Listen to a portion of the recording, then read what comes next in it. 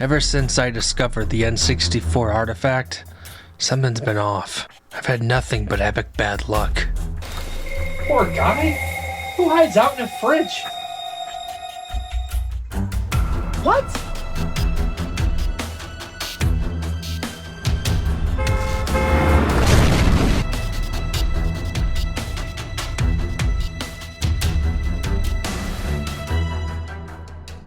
My N64 has the red ring of death? I didn't even know that was possible. What the fuck?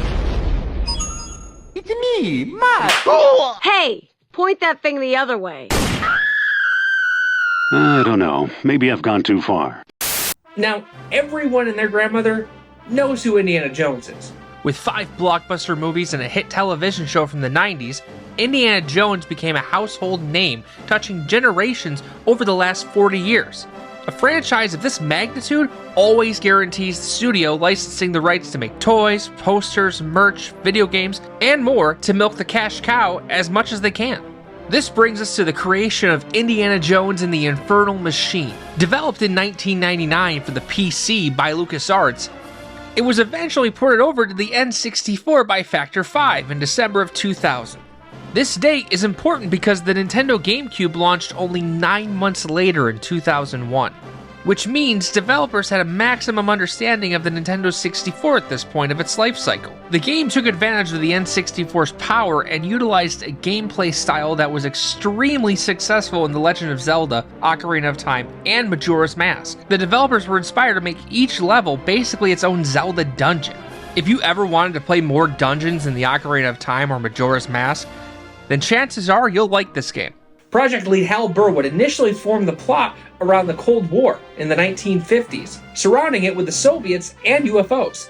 George Lucas turned down the idea, however, because he wanted to use it in a future Indiana Jones film. Another fun fact is that this game was only released in LucasArts' online store and Blockbuster Video. This made the game a hidden gem that a vast majority of gamers missed out on. As a kid, I remember Infernal Machine feeling like it was a masterpiece, both in its graphics and its gameplay.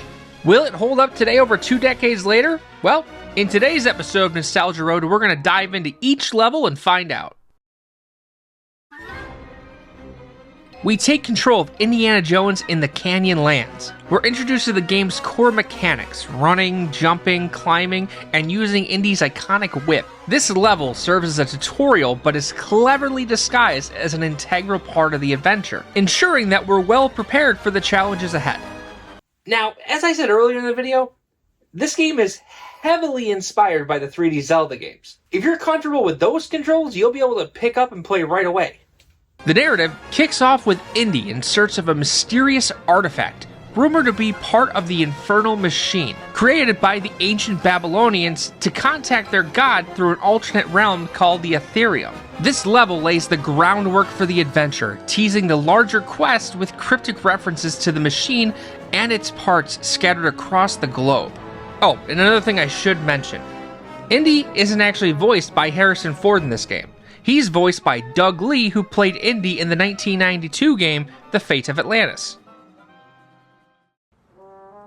Next, we find ourselves in the ancient city of Babylon, where the gameplay complexity increases. This level is a significant step up in both puzzle difficulty and combat. We're required to decipher ancient scripts to unlock gates and activate machinery. Enemies can be more frequent and challenging here, including both wildlife and rival treasure hunter, in this case the Soviets. The story unfolds as we learn about the machine's power and the Soviets' interest in it, setting up a global race to prevent its assembly. The level ends with a sense of urgency, propelling us to a wider world to prevent the machine's misuse. Now we end up in the snow-covered Tian River, steering a raft through treacherous currents, but also with enemies positioned along the banks. As we are floating down this dangerous river on this subpar raft, we are tasked with finding 4 candles along the dangerous river that'll help us progress to the next part of the level.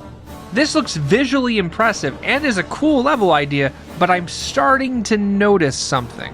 The controls feel a bit clunky. Ooh.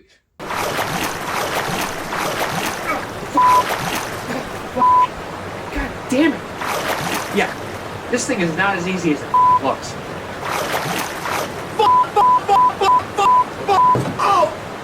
after countless attempts and making my way through the multiple drop points throughout the level, we activate a windmill that moves a bridge, allowing us to cross the final area of the river. The narrative here hints at ancient civilizations understanding the machine. As we follow the river's path, a hidden location believed to house the first piece of the machine. Arriving at the Shambhala Sanctuary, the gameplay slows down, emphasizing careful exploration and interaction with the environment. We're tasked with unlocking its secrets through a series of environmental puzzles that require us to manipulate light, sound, and structure. You really start to see that Zelda dungeon vibe here.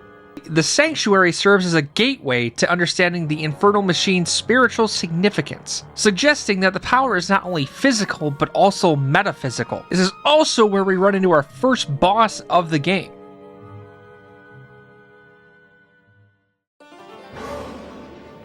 Diving into the Palawan Lagoon introduces underwater exploration, essentially the water temple of this game. No, I'm kidding, it's not that bad. Indy can hold his breath for a really long time. If he can do it, maybe I can.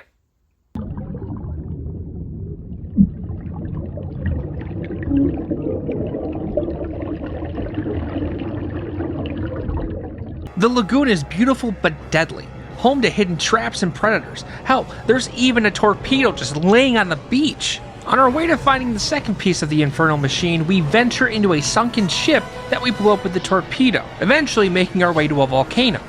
Has anyone checked to see if Indiana Jones is an alien? So far in this game, we've seen him rafting through below zero temperatures, and he can hold his breath like David Blaine.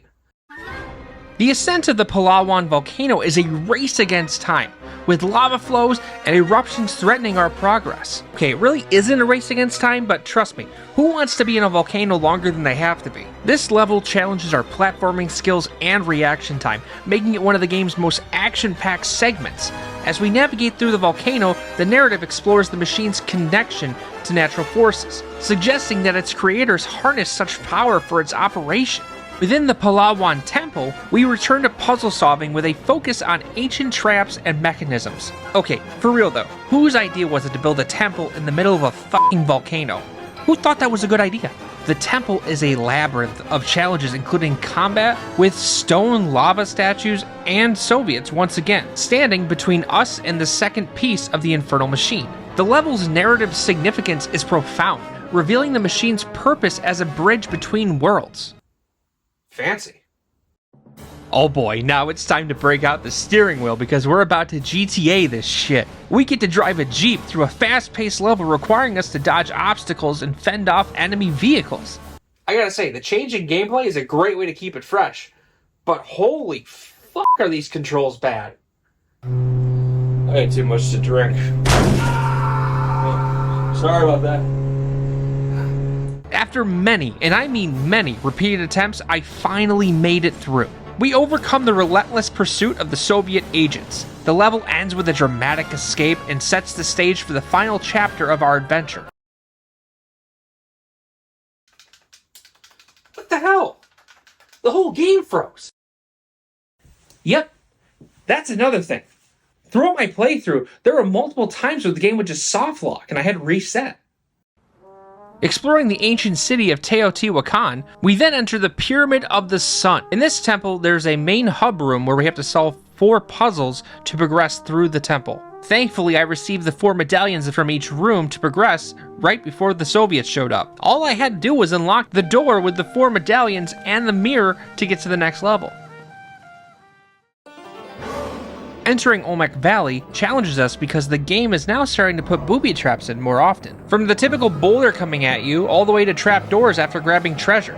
After the long trike through the valley, we finally find the third piece of the Infernal Machine. We are then captured by the Soviets and put aboard their ship. The level feels like a game of cat and mouse and also brings me back memories of GoldenEye on the N64 with the tight quarters of the map. Tension is palpable and we discover the Soviets' true plans for the machine. Incoming call from chat. He's over here. Put your gun down. Shoot him. Approaching the end, we reach the second to last location of the game, the ancient pyramids of Meroe. After getting help from one of the local kids to break into one of the pyramids, we navigate through each of the pyramids to unlock lights that shine to a hidden location in the desert. After doing so, this unlocks the location for the next level, the mine. Mines is also one of my favorite levels in this game. Where the hell is the minecart? Should be right there. Oh, I forgot. I have to put in the expansion pack to play this level. Otherwise, it skips.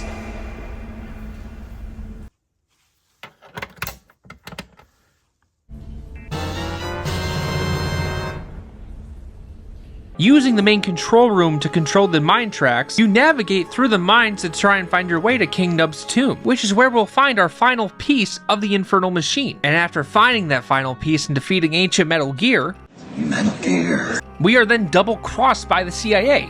Honestly, that was not the plot twist I was expecting. But thankfully, we know exactly where they're going. Back to Babylon. Indy's really racking up those frequent flyer miles.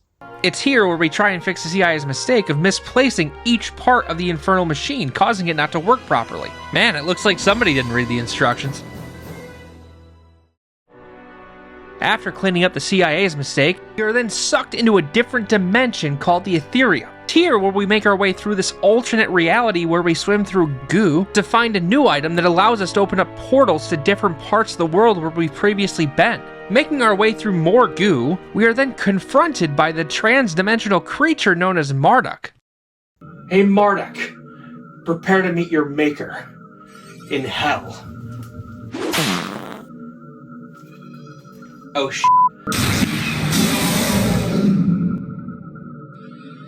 Would you look at that? The day is saved. Wait a second, this is an Indiana Jones game. Why am I not racing out of the temple as it collapses? That's right, we're not done yet. Per Indiana Jones tradition, we need to flee the collapsing temple. So, how does this game hold up in 2024? Well, having released right at the end of the Nintendo 64's life cycle, you can tell from my playthrough that it clearly picked out and incorporated pieces of the best N64 games. The visuals look great for the time, and the only aspect that doesn't quite nail the mark are those damn clunky controls. I finally beat the game, which means hopefully I broke the curse. Who could that be? Hello? Yeah, it's me. The #1 video game attorney, Paul Revere. I already told you, as soon as I get that big juicy check from YouTube, I'm going to pay you. No, I'm not calling you about the money you owe me. I got some bad news. It looks like somebody by the name George Lucas is suing you. What? Why? It looks like he is suing you for not rating the game an 11 out of 10, and he is seeking financial compensation. Paul, I don't even have the money. What the fuck